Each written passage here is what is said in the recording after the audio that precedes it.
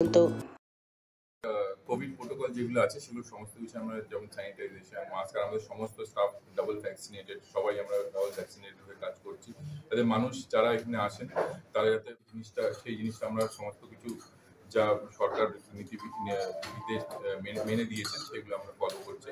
তো আমাদের পুজো মানে খাওয়া দাওয়া। তো আমরা যে এই বছর খাওয়া দাওয়ার মেনুটা রেখেছি সেটা একটু অন্যরকম মানে পুরোনো দিনের খাওয়া দাওয়া।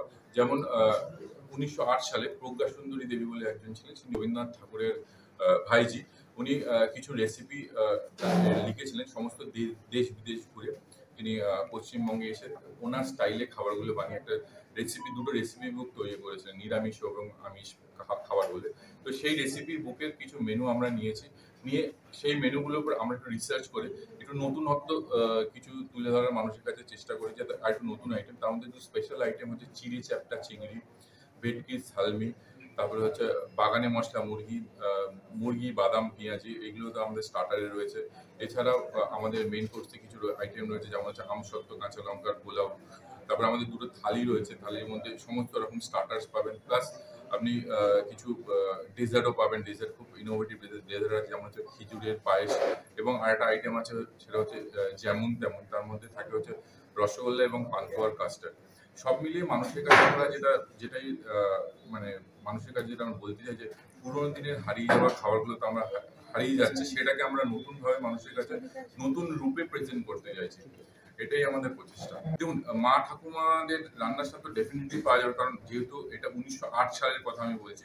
ওনাদের যে প্রসেস অফ কুকিং ছিল, ওনাদের যেরকম ভাবে বাটনা বেটে খাবার বানাতেন, পেঁয়াজ রসুন ছাড়া, আমাদের একটা মাটন আছে জৌরদ মাটন কালিয়া, যেটা হচ্ছে যজ্ঞের আরাধ্য মাটন। তার মধ্যে চুন যেত না, সেটা আদা এবং বাদাম বাটাম দিয়ে মাটনটা করা, ওটা খুব সুন্দর একটা প্রিপারেশন, খুবই ভালো। তো ওই পুরোনো দিনের টেস্ট, এবং আমরা খাবার খেতে আসি মানে সবার তো ফ্যামিলি মিলে একসাথে একটা অভিজ্ঞতা শেয়ার করার জন্য। তো ফ্যামিলি একসাথে থেকে যে একটা পুরোনো দিনে হারিয়ে যাওয়া খাওয়া মা ঠাম্মার টেস্ট, সেটাই আমরা ওই খাবারের টেবিলে আমরা পাবো, এবং ওই ডিসকাশনটা যেন হয়, যে ওই স্মৃতি যেন সমস্ত মানুষের কাছে থাকে, এটাই আমাদের। দুখানা থালি থাকবে। একটা স্পেশাল থালি, সেটা হচ্ছে ইলিশ মাছ দিয়ে থাকবে, প্লাস 5 রকম স্টার্টার থাকবে, রাইস থাকবে, আমসত্ত্ব কাঁচা লঙ্কার পোলাও থাকবে, আপনার ডাল ভাঙা বড়ি শুক্তো বলে একটা আইটেম আছে, ওটা থাকবে, ভেটকির মইলু বলে একটা আইটেম আছে, শশা সর্ষে চিংড়ি বলে একটা আইটেম আছে, তারপরে যেটা বললাম জৌরদ মাটন কালিয়া, ওটাও থাকবে, বা বাগানে মশলা মুরগি, ওটাও নিতে পারেন। এইসব সমস্ত মিলিয়ে একটা ভুরি ভোজ বলতে পারেন।